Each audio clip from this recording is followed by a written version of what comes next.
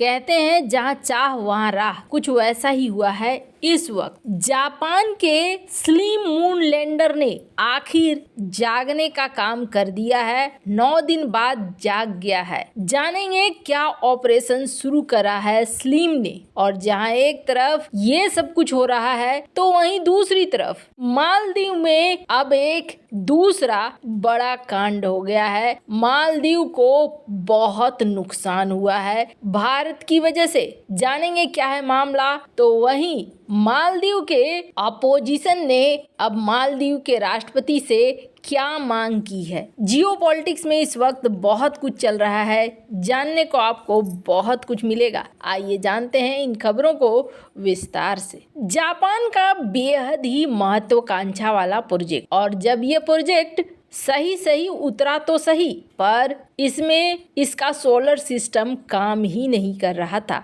तब बहुत बड़ी मुश्किल खड़ी हो गई। आपको बता दें, स्लिम को लेकर कुछ इस तरीके के कार्टून दिखाए जाने लगे कि स्लिम औंधे मुंह गिर पड़ा। दरअसल हुआ भी कुछ वैसा ही था, पर आपको बता दें अब जागने का समय आ गया है। जापान का मून लैंडर स्लिम अब जाग चुका है। जापान की अंतरिक्ष एजेंसी जाक्सा ने सोमवार को ये बड़ी खुशखबरी दी। एरोस्पेस एक्सप्लोरेशन एजेंसी ने बताया कि 1 सप्ताह से अधिक समय के बाद उसका स्लिम स्पेसक्राफ्ट काम करने लगा है। स्पेसक्राफ्ट ने अपनी बिजली चालू कर ली है। स्लिम ने चांद पर 19 जनवरी 2024 को सॉफ्ट लैंडिंग की, जो अब तक का सबसे सटीक था। उसने अपने लक्ष्य से सिर्फ 55 मीटर दूर सॉफ्ट लैंडिंग की थी। इस चांद पर दुनिया का सबसे सटीक सॉफ्ट लैंडिंग कहा गया है। हालांकि सोलर पैनल्स की दिशा सूरज की तरफ नहीं थी, जिसकी वजह से वो नहीं हो रहा था। चंद्रमा पर अंतरिक्ष यान उतारने वाला जापान 5वां देश बन गया है। जापान की अंतरिक्ष एजेंसी ने बताया कि आखिरकार 10 दिन बाद जब सूरज की रोशनी की दिशा में बदलाव हुआ तो सोलर पैनल्स चार्ज होने लगे। इससे अंतरिक्ष यान स्लिम को काफी ऊर्जा मिली। इसके बाद जापान की अंतरिक्ष एजेंसी जाक्सा ने स्लिम के साथ संपर्क स्थापित कर लिया। अब जापान स्लिम के साथ लगातार एक्टिव मोड में संचार कर रहा है। स्लिम का मतलब है smart lander for investigating moon mission. इससे पहले 24 जनवरी को स्लिम की चांद की सतह पर पहली तस्वीर सामने आई, जो कि एक ऐतिहासिक फोटो थी। स्लिम के साथ गए लेव 2 रोवर ने उसकी ये फोटो खींची थी। अब आई नई सबूत से यह पता चल चुका है कि जापान ने आखिरकार झंडे गाड़ ही दिए हैं। आपको बता दें अब यहाँ पर स्लिम क्या काम करेगा, तो यहाँ पर ओलिविन पत्थरों की जांच पड़ताल करेगा। इसके बाद चांद की उत्पत्ति के बारे में पता चलेगा। जापानी अंतरिक्ष एजेंसी जाक्सा ने बताया कि यान ने सटीक लैंडिंग की है और ये एक बहुत बड़ी चीज है। खैर, जापान का ये जो मिशन है, इस मिशन में बहुत ज्यादा मदद चंद्रयान 2 ने भी किया है और आखिरकार जापान ने सिद्ध कर ही दिया है। खैर, जहां एक तरफ ये सब कुछ हो रहा है तो वहीं दूसरी तरफ आपको बता दें मालदीव में एक अलग ही सीन चलता हुआ नजर आ रहा है। मालदीव का जो टूरिज्म चार्ट है, इस टूरिज्म चार्ट ने मालदीव के अंदर एक हड़कंप सा मचा दिया है, क्योंकि भारतीयों की संख्या बहुत ही ज्यादा गिरती हुई नजर आ रही है इस वक्त मालदीव के टूरिज्म में। आपको बता दें कभी नंबर 1 की पोजीशन पे भारत होता था, लेकिन अभी क्या हो रहा है, अभी यहाँ पे 5वें नंबर पर भारत खिसक चुका है। इसका साफ मतलब क्या है? इसका साफ मतलब है कि टूरिस्ट एक बड़ी संख्या में यहाँ पर आना बंद कर रहे हैं। भारतीय टूरिस्टों की संख्या बहुत ही ज्यादा घटती जा रही है। खैर, आपको बता दें मालदीव के अंदर कई सारी चीजें चल रही हैं। मालदीव की संसद में जहां मालदीव के राष्ट्रपति के खिलाफ लाया जा रहा है अविश्वास प्रस्ताव, तो वहीं मालदीव के अपोजिशन लीडर ने प्रेसिडेंट मुइजू को ये कहा है कि आपको माफ़ी मांगनी चाहिए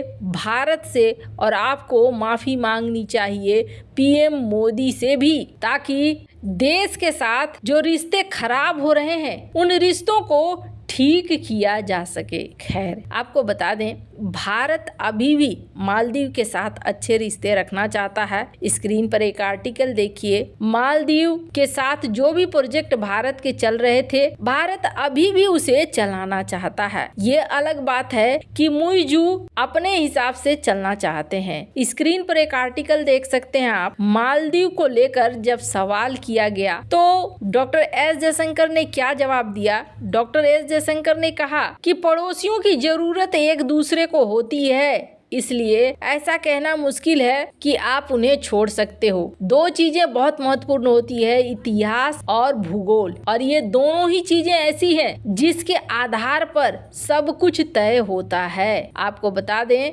अभी मालदीव में और भी कई सारी चीजें होंगी। स्क्रीन पर आप देख सकते हैं, यहाँ पर डोनाल्ड लू भी पहुंचे हुए हैं। डोनाल्ड लू यहाँ पर मिलते हुए नजर आ रहे हैं राष्ट्रपति मुइजू से। अब देखना होगा आने वाले समय में क्या कुछ होता है। वैसे इतना ही आसानी से राष्ट्रपति हटाए जाने वाले लगते नहीं हैं। क्यों, आपको बता दूं, स्क्रीन पर एक आर्टिकल देख रहे हैं आप, और इस आर्टिकल में ये कहा जा रहा है कि जिस नियम के बल पर ये ऐलान किया गया है कि अविश्वास प्रस्ताव लाया जाएगा, उस नियम के खिलाफ मालदीव के सुप्रीम कोर्ट में केस दायर हुआ है। वैसे आपको बता दें, सारा कुछ इतना आसान नहीं रहने वाला है, पर हाँ, ये जरूर है कि मालदीव में सारा कुछ सरकार के लिए भी आसान रहने वाला नहीं है। आने वाले दिनों में कई सारे घटनाक्रम देखने को मिलेंगे, और ये जो कुछ भी हो रहा है मालदीव के अंदर, मालदीव को खुद ही तबाही की तरफ ले जाता हुआ दिख रहा है। स्क्रीन पर